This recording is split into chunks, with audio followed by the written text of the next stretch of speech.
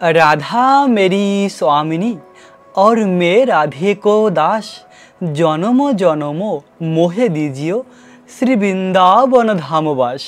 राधे राधे, जय जय कामिका एकादशी की, श्री वृंदावन धाम की। प्रिय भक्तों, कामिका एकादशीर पवित्र दिने আমরা ভগবান শ্রীকৃষ্ণের নিত্যধাম বৃন্দাবন ধামকে দর্শন করতে করতে কামিকা একাদশীর মাহাত্ম্য কথা শ্রবণ করব। ভগবান কৃষ্ণের এই ধাম ভগবান কৃষ্ণ থেকে অভিন্ন, তাই তো এই পবিত্র বৃন্দাবন ধামকে দর্শন করতে করতে আমরা একাদশীর মাহাত্ম্য কথা শ্রবণ করব। এই পবিত্র একাদশীর তিথির দিনে যা কিছু আমরা ভক্তি করব, সেই ভক্তির অনেক অনেক বেশি ফল প্রাপ্ত হওয়া যায়। কেননা এই দিনকে বলা হয় মাধব তিথি। ভগবান অতি প্রসন্ন হয় যে ভক্তরা একাদশীর ব্রত পালন করে। তাই তো এই একাদশীর পুরো দিন ভগবানের কথামৃত শ্রবণ করুন, ভগবানের নাম জপ করুন। এভাবে কৃষ্ণ ভাবনামিত হয়ে পুরো দিন অতিবাহিত করুন। তাহলে এই একাদশীর পূর্ণ ফল ভগবান প্রদান করবে। আর এই একাদশীর তিথিকে বলা হয় মাধব তিথি। মাধব তিথি ভকতির জননী, যতনে পালন করি। এই একাদশীর তিথিকে যত্ন সহকারে পালন করতে হয়, তাহলে সম্পূর্ণরূপে হৃদয় কোমল হয়ে যায় আর কোটি জন্মের পাপ মুক্ত হয়ে যায় এই একাদশীর ব্রত পালন করলে। প্রিয় ভক্ত, এখন আমরা এই পবিত্র একাদশীর মাহাত্ম্য কথা শ্রবণ করব। আপনারা মন দিয়ে এই একাদশীর কথা শ্রবণ করুন। শ্রাবণ মাসের কৃষ্ণপক্ষীয় কামিকা একাদশীর কথা ব্রহ্ম বৈবর্তন পুরাণে যুধিষ্ঠির শ্রীকৃষ্ণের সংবাদে বলা হয়েছে। যুধিষ্ঠির মহারাজ শ্রীকৃষ্ণকে বললেন, হে গোবিন্দ, হে বাসুদেব, শ্রাবণ মাসের কৃষ্ণপক্ষের একাদশীর নাম এবং মাহাত্ম্য সবিস্তারে আমার কাছে বর্ণনা করুন। তা শুনতে আমি অত্যন্ত কৌতূহলী। প্রত্যুত্তরে ভক্তবৎসল ভগবান শ্রীকৃষ্ণ বললেন, হে রাজন, পূর্বে দেবর্ষি নারদ প্রজাপতি ব্রহ্মাকে এই প্রশ্ন করলে তিনি যে উত্তর প্রদান করেছিলেন, আমি এখন সেই কথাই বলছি। আপনি মনোযোগ সহকারে তা শ্রবণ করুন। এক সময় ব্রহ্মার কাছে ভক্তশ্রেষ্ঠ নারদ জিজ্ঞাসা করলেন, হে ভগবান, শ্রাবণ মাসের কৃষ্ণপক্ষীয় একাদশীর নাম কি? এর আরাধ্য দেবতা কে?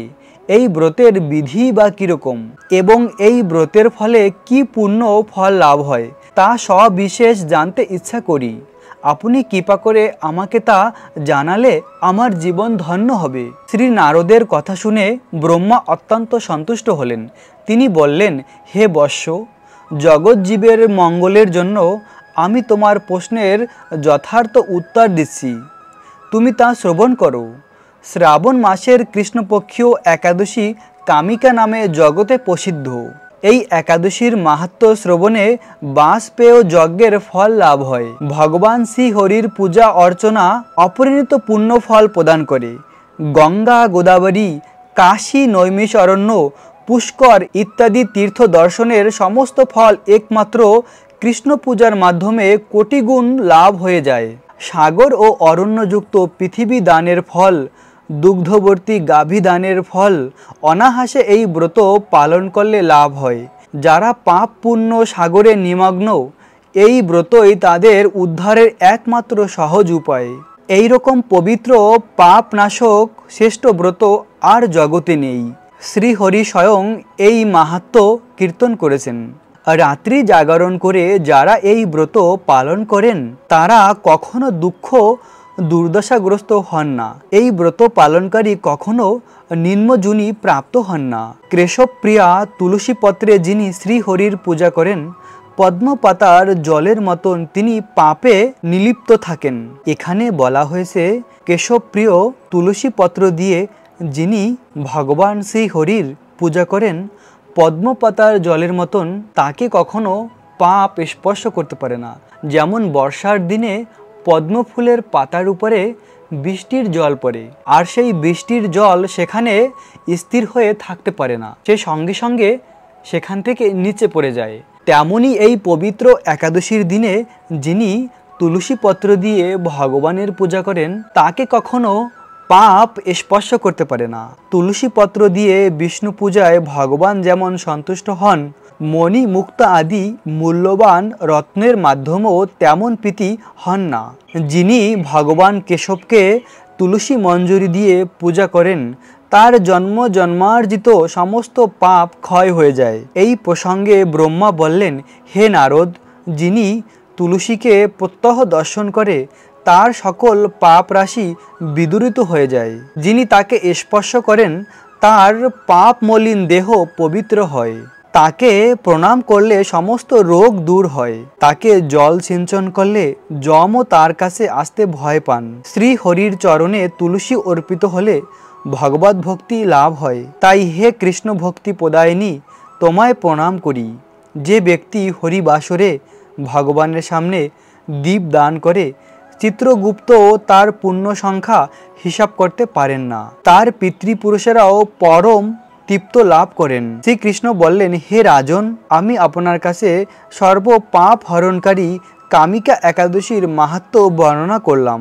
অতএব যিনি ব্রহ্মহত্যা, ভ্রূণহত্যা, মহাপাপ বিনাশিনী এই ব্রত পালন করবেন এবং এই মাহাত্ম্য শ্রদ্ধা সহকারে পাঠ ও শ্রবণ করবেন, তিনি সর্ব পাপ থেকে মুক্ত হয়ে বিষ্ণুলোক গমন করবেন। অপার মহিমা রয়েছে এই একাদশীর। প্রিয় ভক্ত, এই একাদশীর মাহাত্ম্যে অনেক গুরুত্বপূর্ণ বিষয় রয়েছে।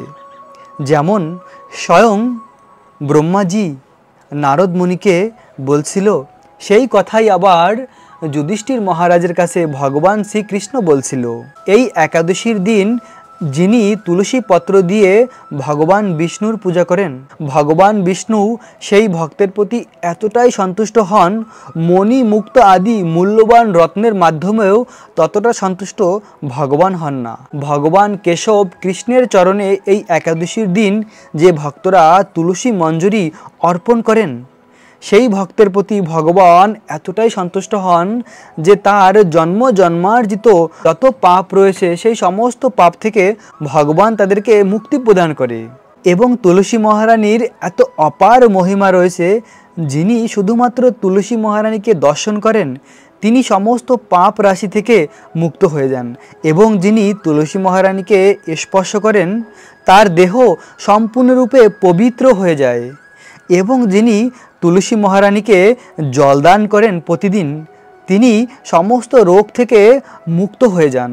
প্রিয় ভক্ত, যদি আমরা প্রতিদিন তুলসী মহারানীকে পরিক্রমা করি, তুলসী মহারানীকে জলদান করি, তাহলে সমস্ত রোগ থেকে আমরা মুক্ত হয়ে যাব। এবং তুলসী মহারানীর জলদানের আরও মহিমা রয়েছে। যে ভক্তরা প্রতিদিন তুলসী মহারানীকে জলদান করেন, যমরাজ কখনো সেই ভক্তের কাছে আসতে পারে না। যদি প্রতিদিন আমরা তুলসী মহারানীকে জলদান করি তাহলে মৃত্যুর পরে কখনো যমরাজ আমাদের কাছে আসবে না। এবং বলা হয়েছে এই একাদশীর পবিত্র দিনে যিনি ভগবানের সামনে গিয়ে একটি মাত্র প্রদীপ দান করে তার পুণ্যের হিসাব চিত্রগুপ্ত করতে পারে না। যদি এই পবিত্র দিনে আমরা ভগবানকে দীপদান করি, সেই পুণ্য ফলের হিসাব চিত্রগুপ্ত করতে পারে না, এত পুণ্য ফল প্রাপ্ত হওয়া যায়। তাই তো প্রিয় ভক্ত, এই পবিত্র মাধব তিথির দিন বেশি বেশি করে কৃষ্ণের নাম জপ করুন, ভগবানকে দীপদান করুন, তুলসী মহারানীকে জলদান করুন, তুলসী মহারানীর পরিক্রমা করুন। ব্রহ্ম মুহূর্তে ঘুম থেকে উঠে স্নান করে পুরো দিন এভাবে কৃষ্ণ ভাবনামিত হয়ে দিনকে অতিবাহিত করুন। আর ভগবান শ্রীকৃষ্ণের নিত্যধাম এই বৃন্দাবন ধামকে দর্শন করুন, বৃন্দাবনের অনেক অনেক লীলা শ্রবণ করুন। কেননা এই বৃন্দাবন ধাম এবং বৃন্দাবনের এই লীলা হলো অপ্রাকৃত। ভগবান কৃষ্ণ আর ভগবানের ধাম অভিন্ন। প্রতিটি একাদশীর দিন আমরা একটি ব্রজলীলা শ্রবণ করি। আজ আমরা শ্রবণ করব একাদশীর ব্রত পালন করলে আমরা কি ফল প্রাপ্ত হব, ভক্তির মাধ্যমে ভক্ত কি প্রাপ্ত হয়, এবং এই জড়জগৎ থেকে কিভাবে আমরা ভগবত ধাম যাব, আর সেই ভগবত ধাম গিয়ে আমরা কি সেবা প্রাপ্ত হব। এই সমস্ত কিছু ভগবত ধামের বর্ণনা আজ আমরা শ্রবণ করব। ভগবান শ্রীকৃষ্ণের শুদ্ধ ভক্ত ভক্তিবিনোদ ঠাকুর জৈব ধর্ম নামক গ্রন্থে বর্ণিত করেছে যে এই ভগবত ভক্তির মাধ্যমে ভক্ত কি প্রাপ্ত হয়। যেমন আমরা ভগবানের নাম জপ করি, ভগবানের ভক্তি করে ভগবানকে সন্তুষ্ট করার চেষ্টা করি, একাদশীর ব্রত পালন করি, পুরো জীবন ভক্তি করব। আর সেই ভক্তির পরে যখন আমরা কৃষ্ণ প্রেম প্রাপ্ত হব, সর্বশ্রেষ্ঠ হলো কৃষ্ণ প্রেম প্রাপ্ত হওয়া। আর সেই কৃষ্ণ প্রেম প্রাপ্ত হওয়ার পরে যখন আমরা এই জড় দেহকে ত্যাগ করে ভগবত ধামে যাব, তখন আমরা কি ডাইরেক্ট গোলক বৃন্দাবন যেখানে চিৎ জগতে কৃষ্ণ রয়েছে সেই স্থানে যাব, নাকি অন্য কোথাও যাব? এই বিষয়টি অনেকেই জানে না। প্রিয় ভক্ত, আজ আমি ভগবত ভক্তির সর্বশ্রেষ্ঠ বর্ণনা করছি, মন দিয়ে শ্রবণ করুন। ভগবত ভক্তির 9টি স্তর রয়েছে, আদো, শ্রদ্ধা, সাধুসঙ্গ, ভজন ক্রিয়া, এরকম করে করে সর্বশ্রেষ্ঠ রয়েছে কৃষ্ণ প্রেম। আর সেই কৃষ্ণ প্রেম আমাদের জীবনের পরম লক্ষ্য। আসলে সেই ভক্ত কৃষ্ণ প্রেম প্রাপ্ত হওয়ার পরে যখন শরীর ত্যাগ করে, তখন সে ডাইরেক্ট চিৎ জগতে ভগবান কৃষ্ণের ধাম যেতে পারে না। তাকে সেই স্থানে যেতে হয় যেখানে ভ্রম বৃন্দাবনে কৃষ্ণ লীলা করে। আসলে আমাদের এই ব্রহ্মাণ্ডের মতন অনন্ত কোটি ব্রহ্মাণ্ড রয়েছে, প্রতিটি ব্রহ্মাণ্ডে ভগবান কৃষ্ণের লীলা সবসময় হয়। যেমন আমাদের এই ব্রহ্মাণ্ডে ভগবান শ্রীকৃষ্ণ 5500 বছর আগে লীলা সমাপ্ত করে অন্য একটি ব্রহ্মাণ্ডে চলে গিয়েছে। সেই ব্রহ্মাণ্ডে ভগবান কৃষ্ণের এখন লীলা হচ্ছে। আবার ভগবান সেই ব্রহ্মাণ্ডে লীলা সমাপ্ত করে অন্য একটি ব্রহ্মাণ্ডে চলে যায়। এভাবে বিভিন্ন ব্রহ্মাণ্ডে ভগবান কৃষ্ণ লীলা করে। তো আমরা এই ভগবত ভক্তি করে পুরো জীবন ভগবানের ভক্তি করে সম্পূর্ণ শুদ্ধ হয়ে যখন কৃষ্ণ প্রেম প্রাপ্ত হব, তখন আমরা এই জড় শরীরকে ত্যাগ করে সেই ব্রহ্মাণ্ডে যাব যে ব্রহ্মাণ্ডে কৃষ্ণ লীলা করে। ডাইরেক্ট চিৎ জগতের বৃন্দাবনে আমরা যেতে পারবো না। একসঙ্গে দুটি স্থানে ভগবানের লীলা হয়, যেমন এই জড় জগতের ভৌম বৃন্দাবন, আরেকটি রয়েছে চিৎ জগতের মূল বৃন্দাবন, যে স্থানে ভগবান শ্রীকৃষ্ণ 16 বছরের কিশোর আর রাধারানী 14 বছরের কিশোরী, আর সেখানে তারা নবযৌবন সম্পন্ন এরকমই থাকে। সেটা হলো চিৎ জগৎ। কিন্তু সেই ভগবান কৃষ্ণ প্রতিটি ব্রহ্মাণ্ডে ব্রহ্মার একদিনে একবার লীলা করার জন্য আসে। আর যখন কৃষ্ণ এই ভৌম বৃন্দাবনে লীলা করে, তখন কৃষ্ণ একদম ছোট থেকে বড় হয়। মা যশোদার কোলে একদম একদিন থেকে শুরু করে কৃষ্ণ ধীরে ধীরে বড় হয়। কৃষ্ণের বিভিন্ন লীলা হয়, আর এটা হলো এই ভ্রম বৃন্দাবনের লীলা। আর এই ভ্রম বৃন্দাবনেই আমরা ট্রেনিং প্রাপ্ত হব। যখন আমরা কৃষ্ণ প্রেম প্রাপ্ত হব, তখন আমরা ডাইরেক্ট সেই গোলক বৃন্দাবনে না গিয়ে যে বৃন্দাবনে কৃষ্ণ এখন লীলা করে সেই বৃন্দাবনে গিয়ে ব্রজ গোপিকাদের ঘরে জন্মগ্রহণ করব। আর সেখানে গিয়ে আমরা আরও অনেক কিছু শিক্ষা লাভ করব। আসলে ভক্তির এই যে 9টি স্টেপ রয়েছে, আদো, শ্রদ্ধা, সাধুসঙ্গ, ভজন ক্রিয়া, এরকম করে অনর্থ নিবৃত্তি, নিষ্ঠা, রুচি, প্রেম, লাস্ট পর্যন্ত প্রেম প্রাপ্ত হব। সাধারণত সকলে এটিই জানে যে কৃষ্ণ প্রেম প্রাপ্ত হলে সব কিছু প্রাপ্ত হয়ে যায়। আসলে কৃষ্ণ প্রেম প্রাপ্ত হওয়ার পরেও আরও অনেক কিছু শেখার আছে, যে শিক্ষা আমরা ভৌম বৃন্দাবনে লাভ করব কৃষ্ণের সেই লীলায় গিয়ে। এই বর্ণনা জৈব ধর্ম গ্রন্থে ভক্তি বিনোদ ঠাকুর করেছেন। আর এই ভক্তি বিনোদ ঠাকুরকে না, তিনি হলেন কমল মঞ্জুরি। তিনি ভগবানের পার্শ্বদ গোপিকা। তিনি বলেছেন যে আমরা কৃষ্ণ প্রেম প্রাপ্ত হওয়ার পরেও সেই ভৌম বৃন্দাবনে গিয়ে ব্রজবাসীদের ঘরে জন্মগ্রহণ করব, আর সেখানে গিয়ে গোপিকাদের সঙ্গে থেকে অনেক শিক্ষা লাভ করব। কৃষ্ণের সেবার অনেক অনেক স্টেপ রয়েছে, সেগুলি আমরা শিক্ষা লাভ করব 125 বছর পর্যন্ত। তখন 125 বছর পরে যখন কৃষ্ণ ভৌম বৃন্দাবন ত্যাগ করে তার স্বধাম গোলক বৃন্দাবন যায়, তখন সেই ব্রজবাসীদের সঙ্গে আমরাও সেই চিৎ জগৎ প্রাপ্ত হব। প্রিয় ভক্ত, এরকম হলো বর্ণনা গোলক বৃন্দাবনের। তো ভক্তির মাধ্যমে সুদুর্লভ গতি প্রাপ্ত হওয়া যায়। ভগবান শ্রীকৃষ্ণের আরেকজন ভক্ত রয়েছে গোপকুমার। তো গোপকুমার কিভাবে ভগবত ধাম গিয়েছে, আর ভগবান কৃষ্ণ আমাদের কথা যে প্রতিদিন ভাবে আমরা কবে গোলক বৃন্দাবন ফিরে যাব, কৃষ্ণ আমাদের জন্য অপেক্ষা করে, সেই বর্ণনা আমরা কোথা থেকে জানবো? সেটা আমরা কি করে বিশ্বাস করব যে কৃষ্ণ আমাদের জন্য প্রতিদিন অপেক্ষা করে যে কবে আমরা ফিরে যাব কৃষ্ণের কাছে? এই বর্ণনা স্বয়ং সনাতন গোস্বামী করেছেন। যিনিও হলেন একজন ভগবানের মঞ্জুরি। সনাতন গোস্বামী তার বৃহৎ ভাগবত অমৃতে বর্ণনা করেছেন গোপকুমারের। এই গোপকুমার হলো ভগবানের একজন সাক্ষরসের ভক্ত। আসলে আমরা যারা রয়েছি আমাদের সকলের একটি স্বরূপ রয়েছে, ভক্তির মাধ্যমে সেই স্বরূপ প্রাপ্ত হব। কেউ হয়তোবা গোপিকা, কেউ হয়তোবা ভগবানের সখা, কেউ হয়তোবা ভগবানের ধামের অন্য বিভিন্ন রসে ভগবানকে ভালোবাসে। তেমনি আমাদের একটি স্বরূপ রয়েছে। তো গোপকুমার হলো ভগবানের সক্ষরসের ভক্ত। গোপকুমার বৃন্দাবন ধামের গোবর্ধনের তটে বসে ভগবানের আরাধনা করত আর সবসময় বলতো, হে গোপাল, হে আমার সখা। সক্ষরসে ভগবানকে ভালোবাসত। তো গোপকুমার কিভাবে এই জড়জগৎ থেকে একটি ধামকে পেরিয়ে পেরিয়ে সর্বশ্রেষ্ঠ গোলক বৃন্দাবনে গিয়েছে, সেই বর্ণনাই আজ আমরা শ্রবণ করব। প্রিয় ভক্ত, অতি গুরুত্বপূর্ণ এই লীলা। যদি মন দিয়ে এই লীলাকে শ্রবণ করেন তাহলে এই লীলার মাধ্যমে অনেক কিছু আপনারা জানতে পারবেন।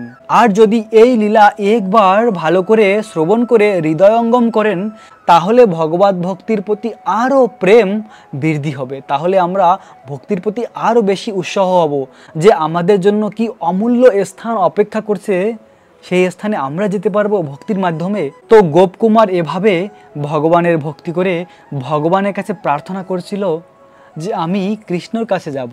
তো কৃষ্ণ কোথায় রয়েছে? কৃষ্ণ তো তার লীলা সমাপ্ত করে তার স্বধাম গিয়েছে। তখন গোপকুমার ভক্তির মাধ্যমে একটি স্থানকে পেরিয়ে পেরিয়ে যাচ্ছিল। প্রথমে গোপকুমার এই জড়জগৎ থেকে স্বর্গলোক গিয়েছে। সেখানে গিয়েও গোপকুমারের ভালো লাগেনি যে কৃষ্ণ কোথায়, আমার গোপাল কোথায়। তখন সেই স্বর্গলোকের উপরে রয়েছে জনলোক, তপলোক, সত্যলোক। সেই সমস্ত লোককে পেরিয়ে পেরিয়ে ব্রহ্মলোকে গিয়েছে, যেখানে ব্রহ্মাজি থাকে। এই জড়জগতের সর্বশ্রেষ্ঠ স্থান ব্রহ্মলোক। আর সেই ব্রহ্মলোককেও পেরিয়ে ব্রহ্মলোকের উপরে রয়েছে বিরজা নদী। বিরজা নদীর উপরে রয়েছে ভগবানের নিত্যধাম অনন্ত বৈকুণ্ঠ ধাম। আর সেই বৈকুণ্ঠে প্রবেশ করেছে। বৈকুণ্ঠে প্রবেশ করে দেখছে সব ভগবান বিষ্ণুর মতন।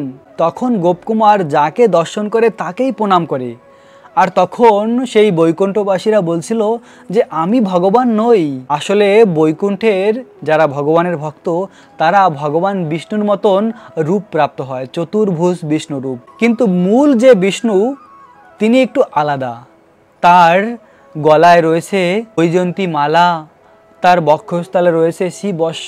তখন সেই বৈকুণ্ঠবাসীরা বলছিল যে আমরা কেউ বিষ্ণু নই, বিষ্ণু হলো ওই স্থানে রয়েছে। সেই স্থানের কথা বলেছে, সেই স্থানে ছুটে গিয়েছে গোপকুমার। আর সেখানে গিয়ে দেখছিল বিষ্ণু অনেক বৃহৎ একটি সিংহাসনে বসে আছে, তার চারপাশে লক্ষ্মী দেবীরা তার সেবা করছে। আর এরকম অনেক অপুলেন্স ঐশ্বর্য দিয়ে সেই স্থান ঘেরা। আর তখন গোপকুমার তো সক্ষরসের ভক্ত, গোপকুমার ছুটে গিয়েছে ভগবানকে জড়িয়ে ধরার জন্য, কেননা গোপকুমার তো ভগবানের সক্ষরসের ভক্ত। আর তখন ভগবানের সেবকেরা এসে তাকে বাধা দিয়েছে যে এখানে এটা সম্ভব নয়, এখানে বিষ্ণু হলো প্রভু, তাকে কেউ এখানে গলায় জড়িয়ে ধরতে পারে না, তাকে সবাই প্রণাম করে। তখন গোপকুমার চিন্তা করলো তাহলে আমার এই ভগবত ধাম বৈকুণ্ঠে এসে কি লাভ হলো? আমি এখানে থাকবো না, আমি সেই ভৌম বৃন্দাবনেই ফিরে যাব। সেখানে গিয়ে গোবর্ধনে আমি ভক্তি করব। সেই বৃন্দাবনেই আমার জন্য ঠিক। এখানে এত ঐশ্বর্য, চারদিকে মণি মুক্ত দিয়ে সাজানো, এত ঐশ্বর্য স্থানে আমি থাকবো না। যেখানে আমার গোপাল নেই, যেখানে আমার প্রাণের সখা নেই, সেখানে আমি কি করে থাকবো? তখন গোপকুমারের সেই বৈকুণ্ঠ ধাম ভালো লাগলো না। তখন সেই বৈকুণ্ঠ ধামকে পেরিয়ে বৈকুণ্ঠর উপরে রয়েছে অযোধ্যা, যেখানে ভগবান রামের নিত্যধাম অযোধ্যা ধাম। সেই স্থানে গিয়েও গোপকুমারের ভালো লাগেনি। তার উপরে গিয়েছে, তার উপরে রয়েছে দ্বারকা ধাম, যে দ্বারকায় রয়েছে ভগবান কৃষ্ণ, রুক্মিণী দেবী। আর সেই দ্বারকা গিয়েও গোপকুমারের ভালো লাগেনি। তিনি দ্বারকার উপরে মথুরা মণ্ডল রয়েছে চিৎ জগতে, সেই মথুরা মণ্ডলে গিয়েছে। আর মথুরা গিয়েও তার ভালো লাগেনি। আর মথুরার উপরে রয়েছে সেই চিৎ জগতের অপ্রাকৃত বৃন্দাবন।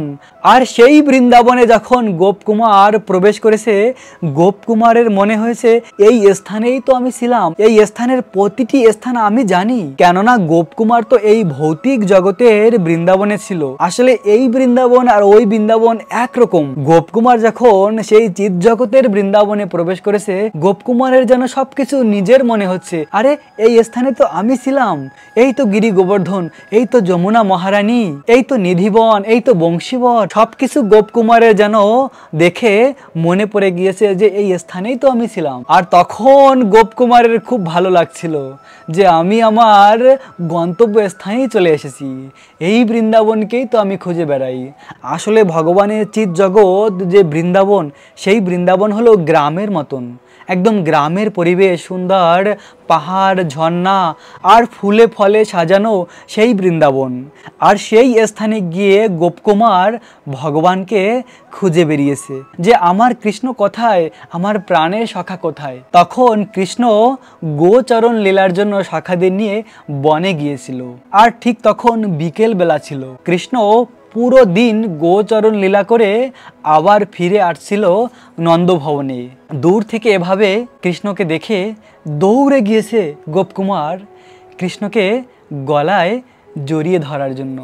পীত বসনধারী, একদম বর্ষার জল ভরা মেঘের মতন নীল বর্ণ।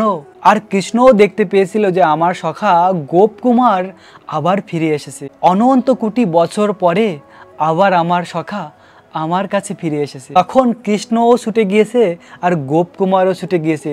তখন গিয়ে গোপকুমার কৃষ্ণকে জড়িয়ে ধরেছে আর কৃষ্ণ ও গোপকুমারকে গলা জড়িয়ে আলিঙ্গন করেছে। আর কৃষ্ণ প্রেমে দুজনই কান্না করেছিল। ভগবান কৃষ্ণ এভাবে গোপকুমারকে জড়িয়ে ধরে মূর্ছিত হয়ে পড়ে গিয়েছে, অজ্ঞান হয়ে গিয়েছে। অবশেষে দুজনের আবার জ্ঞান ফিরে এসেছে। তখন কৃষ্ণ বলছিল, হে আমার প্রাণের সখা, আমি কত দিন ধরে তোমার জন্য অপেক্ষা করছি, তুমি কবে ফিরে আসবে আমার কাছে। কত লাখো বছর অতিবাহিত হয়েছে, তুমি এই বৃন্দাবন থেকে জড়জগতে ভ্রমণ করছো, আজ তুমি ফাইনালি আমার ধামে ফিরে এসেছে। তখন কৃষ্ণ অত্যন্ত খুশি। প্রিয় ভক্ত, কৃষ্ণ আমাদের জন্য অপেক্ষা করে যে আমরা কবে ফিরে যাব গোলক বৃন্দাবন। আসলে আমরাই যেতে চাই না, আমরা এই জড়জগতের অনিত্য সুখের প্রতি এতটাই আসক্তি যে ভগবানের ভক্তি করি না, ভগবানকে ভালোবাসি না, ভগবান যে ভক্তির নিয়ম দিয়েছে সেই নিয়মকে পালন করি না। ভগবান আমাদের তার ধামে ফিরিয়ে নিয়ে যাওয়ার জন্য ভগবান বিভিন্ন অবতার গ্রহণ করে, যেমন কৃষ্ণ অবতার, গৌর অবতার। গৌর অবতারে তো সেই ভগবান কৃষ্ণ গোলক বৃন্দাবনের প্রেমধন নিয়ে এসেছে আমাদের জন্য। ভগবান তার ধামের কৃষ্ণ প্রেম নিয়ে এসেছে। সেই কৃষ্ণ প্রেম কি? হরে কৃষ্ণ কৃষ্ণ কৃষ্ণ হরে হরে, হরে রাম রাম রাম হরে হরে। এই মহামন্ত্র যদি আমরা জপ করি আর ভগবান যে নিয়ম দিয়েছে সেই নিয়ম পালন করি, তাহলে আমরা এই জন্মেই সেই গোলক বৃন্দাবন ফিরে যেতে পারি, যে গোলক বৃন্দাবন গোপকুমার গিয়েছিল। তো ভগবান বিভিন্ন অবতার গ্রহণ করে আমাদের জন্য, যেন আমরা এই জড়জগতের কষ্ট দুঃখ থেকে মুক্তি লাভ করে কৃষ্ণের কাছে ফিরে যেতে পারি। ভগবান শুধু একা আসে না, ভগবান তার সমস্ত পার্শ্বদের নিয়ে আসে। যেমন এই ভক্তি বিনোদ ঠাকুর, সনাতন গোস্বামী, যারা গ্রন্থ লিপিবদ্ধ করেছে, যাদের গ্রন্থ থেকে আমরা এই লীলা শ্রবণ করছি, এরা কারা? গোলক বৃন্দাবন থেকে এসেছে। আমাদেরকে এই সমস্ত কৃষ্ণের বিভিন্ন লীলা বর্ণনা করেছে আমাদের কল্যাণের জন্য। প্রিয় ভক্ত, তাই তো আমাদের এই দুর্লভ মনুষ্য জন্মে ভগবত ভক্তি করা উচিত এবং এই জন্মেই কৃষ্ণের কাছে ফিরে যাওয়া উচিত, যেভাবে গোপকুমার গিয়েছিল। তখন কৃষ্ণ গোপকুমারের হাত ধরে মা যশোদার কাছে নিয়ে গিয়েছে, যে হলো মা যশোদা, এ হলো নন্দ মহারাজ। বিভিন্ন সখাদের সঙ্গে কথা বলিয়ে দিয়েছে, এ মধুমঙ্গল, এ হলো শ্রীদাম সখা। এরকম সমস্ত সখাদের সঙ্গে আলাপ পরিচয় করিয়ে দিয়েছে গোপকুমারের। অবশেষে বিভিন্ন গোপিকাদের সঙ্গে গোপকুমারের কথা বলিয়ে দিয়েছে। একদম অন্তিমে রাধারানীর সঙ্গে দেখা করিয়েছে গোপকুমারের। এভাবে সমস্ত ব্রজবাসীদের সঙ্গে এক এক করে ভগবান কৃষ্ণ গোপকুমারের সাক্ষাৎ করিয়েছে, পরিচয় করে দিয়েছে। তো এরকম আরও বর্ণনা রয়েছে, যেমন গোপকুমার সখ্য রসে ভগবানকে ভালোবাসে, ভগবানের সখা হয়ে বৃন্দাবনে কৃষ্ণের সঙ্গে গোচরণ লীলা করে, বিভিন্ন লীলায় কৃষ্ণের সঙ্গে ননি মাখন চুরি করে, তেমনি যারা মাধুর্য রসে ভগবানকে ভালোবাসে, রাধারানীর আরাধনা করে, তারা গোলক বৃন্দাবনে গিয়ে গোপীর রূপ প্রাপ্ত হয়। আর যখন গোপীর রূপ প্রাপ্ত হয় তখন এভাবে তাকে রাধারানীর কাছে নিয়ে যাওয়া হয় গোলক বৃন্দাবনে। আর রাধারানী সেই ভক্তকে প্রথমে তার প্রসাদী কাপড় প্রদান করে। আর রাধারানী সেই গোপিকাকে, যে গোপিকা এই জড়জগতের বন্ধন থেকে মুক্তি লাভ করে ভজন করে ভগবানের ধাম প্রাপ্ত হয় এবং মাধুর্য রসে ভালোবেসে গোপীর রূপ প্রাপ্ত হয়, গোলক বৃন্দাবন ফিরে যায়, তাকে গোপিকারা রাধারানীর কাছে নিয়ে যায়। আর রাধারানী সেই গোপিকাকে তার যে প্রসাদী কাপড়, গোপী ড্রেস, বৃন্দাবনের গোপিকারা গোপী ড্রেস পরিধান করে আর শাড়ি পরিধান করে, তেমনি রাধারানী তার প্রসাদী কাপড় প্রদান করে এই গোপিকাকে। এভাবে তাকে কৃষ্ণের সেবায়, রাধারানীর সেবায় নিয়োজিত করে। ভক্তি হলো সুদুর্লভ। এভাবে 5টি মুখ্য রস রয়েছে: শান্ত, দাস্য, সখ্য, বাৎসল্য, মাধুর্য। এরকম রয়েছে ভক্তির অপার মহিমা। যদি আমরা ভগবত ভক্তি করি, প্রতিটি একাদশীর ব্রত পালন করি, ভগবানের নাম জপ করি, বৃন্দাবন ধামকে ভালোবাসি, তাহলে আমরা এই জীবনের শেষে ভগবানকে প্রাপ্ত হব। আর সবথেকে যেটি গুরুত্বপূর্ণ এই কলিযুগে, সেটা হলো কৃষ্ণ নাম জপ করা। এই কৃষ্ণ নাম গোলক বৃন্দাবনের প্রেমধন। হরে কৃষ্ণ কৃষ্ণ কৃষ্ণ হরে হরে, হরে রাম রাম রাম হরে হরে। তো এই মহামন্ত্র জপ করুন। যদি এই নামের প্রতি কারো রুচি হয়ে যায়, তাহলে সে অবশ্যই এই জীবনের শেষে কৃষ্ণ প্রেম প্রাপ্ত হবে। আর কৃষ্ণ প্রেম প্রাপ্ত হওয়ার পরে ওই গোলক বৃন্দাবনে যাবে যেখানে কৃষ্ণ লীলা করে, ভৌম গোলক বৃন্দাবনে। আর সেখানে গিয়ে কৃষ্ণের সঙ্গে সেই লীলাবিলাসে অংশগ্রহণ করে অনেক কিছু শিক্ষা লাভ করে অবশেষে চিৎ জগতের নিত্যধাম গোলক বৃন্দাবনে ফিরে যাবে। তো এই জীবনের সবথেকে মূল্যবান হলো কৃষ্ণ ভক্তি প্রাপ্ত হওয়া। এই কৃষ্ণ ভক্তি করুন, প্রতিটি একাদশীর ব্রত পালন করুন, কৃষ্ণকে মন দিয়ে ভালোবাসুন। এখন আমরা একাদশীর পরের দিন পারণের সময়সীমা জেনে নেব। বাংলাদেশের ভক্তরা একাদশীর পারণ করবেন সকাল 5টা 34 থেকে 9টা 45-এর মধ্যে। পশ্চিমবঙ্গ কলকাতার ভক্তরা একাদশীর পরের দিন পারণ করবেন 5টা 9 থেকে 9টা 29-এর মধ্যে। দিল্লির ভক্তরা একাদশীর পরের দিন পালন করবেন 5টা 43 থেকে 10টা 12-র মধ্যে। মুম্বাইয়ের ভক্তরা একাদশীর পরের দিন পালন করবেন 6টা 15 থেকে 10টা 34-এর মধ্যে। পুনের ভক্তরা একাদশীর পরের দিন পালন করবেন 6টা 12 থেকে 10টা 31-এর মধ্যে। নাগপুরের ভক্তরা একাদশীর পরের দিন পালন করবেন 5টা 47 থেকে 10টা 9-এর মধ্যে। চেন্নাই তামিলনাড়ুর ভক্তরা একাদশীর পরের দিন পালন করবেন 5টা 54 থেকে 10টা 8-এর মধ্যে। ভুবনেশ্বর উড়িষ্যার ভক্তরা একাদশীর পরের দিন পালন করবেন 5টা 21 থেকে 9টা 42-এর মধ্যে। বিহারের ভক্তরা একাদশীর পরের দিন পালন করবেন 5টা 16 থেকে 9টা 42-এর মধ্যে। ঝাড়খণ্ডের ভক্তরা একাদশীর পালন করবেন 5টা 18 থেকে 9টা 42-এর মধ্যে। শিলং মেঘালয়ের ভক্তরা একাদশীর পালন করবেন 4টা 49 থেকে 9টা 15-এর মধ্যে। গুয়াহাটি আসামের ভক্তরা একাদশীর পালন করবেন 4টা 48 থেকে 9টা 15-এর মধ্যে। মণিপুরের ভক্তরা একাদশীর পালন করবেন 4টা 42 থেকে 9টা 7-এর মধ্যে। মিজোরামের ভক্তরা একাদশীর পালন করবেন 4টা 48 থেকে 9টা 12-এর মধ্যে। বৃন্দাবনের ভক্তরা একাদশীর পালন করবেন 5টা 42 থেকে 10টা 11-এর মধ্যে। ব্যাঙ্গালোর কর্ণাটকের ভক্তরা একাদশীর পালন করবেন 6টা 5 থেকে 10টা 19-এর মধ্যে। হায়দ্রাবাদ তেলেঙ্গানার ভক্তরা একাদশীর পালন করবেন 5টা 55 থেকে 10টা 13-এর মধ্যে। আগরতলা ত্রিপুরার ভক্তরা একাদশীর পালন করবেন 4টা 54 থেকে 9টা 18-এর মধ্যে। গুজরাটের ভক্তরা একাদশীর পালন করবেন 6টা 17 থেকে 10টা 40-এর মধ্যে। গোয়ার ভক্তরা একাদশীর পালন করবেন সকাল 6টা 16 থেকে 10টা 31-এর মধ্যে। অরুণাচল প্রদেশের ভক্তরা একাদশীর পালন করবেন 4টা 33 থেকে 9টা 2-এর মধ্যে। হিমাচল প্রদেশের ভক্তরা একাদশীর পালন করবেন 5টা 38 থেকে 10টা 11-এর মধ্যে। উত্তরাখণ্ডের ভক্তরা একাদশীর পালন করবেন 5টা 31 থেকে 10টা 3-এর মধ্যে। জম্মু কাশ্মীরের ভক্তরা একাদশীর পালন করবেন 5টা 41 থেকে 10টা 17-এর মধ্যে। নেপালের ভক্তরা একাদশীর পালন করবেন 5টা 26 থেকে 9টা 55-এর মধ্যে। ভুটানের ভক্তরা একাদশীর পালন করবেন 5টা 25 থেকে 9টা 53-এর মধ্যে। শ্রীলঙ্কার ভক্তরা একাদশীর পালন করবেন 6টা 4 থেকে 10টা 12-এর মধ্যে। মালদ্বীপের ভক্তরা একাদশীর পালন করবেন 6টা 3 থেকে 10টা 9-এর মধ্যে। মায়ানমারের ভক্তরা একাদশীর পালন করবেন 6টা 42 থেকে 11টা 2-এর মধ্যে। মালয়েশিয়ার ভক্তরা একাদশীর পরের দিন পালন করবেন সকাল 7টা 12 থেকে 11টা 17-এর মধ্যে। সিঙ্গাপুরের ভক্তরা একাদশীর পালন করবেন 7টা 5 থেকে 11টা 9-এর মধ্যে। ইন্দোনেশিয়ার ভক্তরা একাদশীর পালন করবেন 6টা 3 থেকে 10টার মধ্যে। থাইল্যান্ডের ভক্তরা একাদশীর পালন করবেন 6টা 2 থেকে 10টা 17-এর মধ্যে। কলম্বিয়ার ভক্তরা একাদশী পালন করবেন 5টা 47 থেকে 10টার মধ্যে। ফিলিপাইনের ভক্তরা একাদশীর পালন করবেন 5টা 39 থেকে 9টা 54-এর মধ্যে। তাইওয়ানের ভক্তরা একাদশীর পালন করবেন 5টা 21 থেকে 9টা 47-এর মধ্যে। জাপানের ভক্তরা একাদশীর পালন করবেন 4টা 49 থেকে 9টা 27-এর মধ্যে। দক্ষিণ কোরিয়ার ভক্তরা একাদশীর পালন করবেন 5টা 36 থেকে 10টা 17-এর মধ্যে। এই ছিল পৃথিবীর অনেক স্থানের একাদশীর পালনের সময়সীমা। প্রিয় ভক্ত, এই একাদশীর পালনের নির্ধারিত সময় আপনারা পালন করে একাদশীকে পূর্ণ করবেন। পালন করার মাধ্যমে একাদশীর ব্রত পূর্ণ হয়।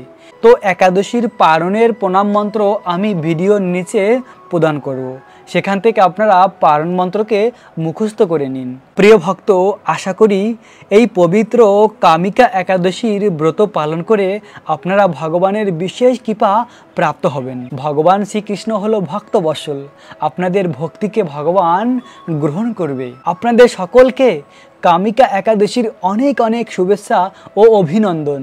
রাখবেন নিজেদের অনেক যত্ন এবং থাকবেন কৃষ্ণ ভাবনাময়। রাধে রাধে।